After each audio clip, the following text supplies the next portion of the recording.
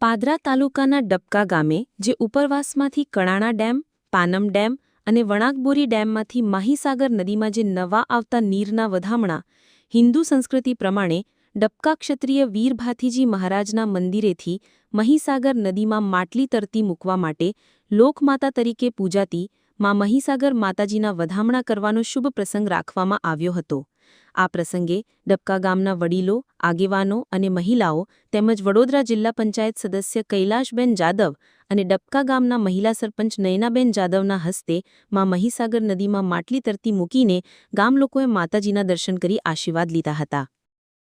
આપણા હિન્દુ સમાજના આસ્થાનું પ્રતીક એવી આ સતયુગની કે ચારે યુગની જે સતી છે મહીસાગર નદીમાં બરાબર એ અમારી માતા તરીકે પૂંજાય છે। અને આજે આ મહીસાગર નદીની અંદર કડાણા ડેમ, પાનમ ડેમ અને વણાકબોરીમાંથી જે નવા નીર આવ્યા છે એ માતાજીના વધામણા કરવા માટે આજે ડબકા ગ્રામ પંચાયત દ્વારા માટલી તરતા મૂકીને માતાજીના આશીર્વાદ લેવાનો એક નમ્ર પ્રયાસ કર્યો છે। અમે સમસ્ત ગ્રામજનો, અમારી સાથે જિલ્લા પંચાયત સદસ્ય, ગામના આગેવાનો બધા ભેગા થઈને આજે ખૂબ જ ભાવભેર શ્રદ્ધાથી મહીસાગર માતાજીના વધામણા કરવા માટે ખૂબ મોટી સંખ્યામાં જોડાયા છે।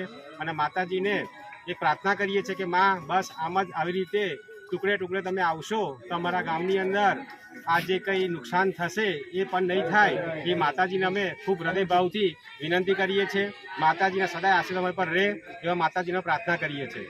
જય મહીસાગર।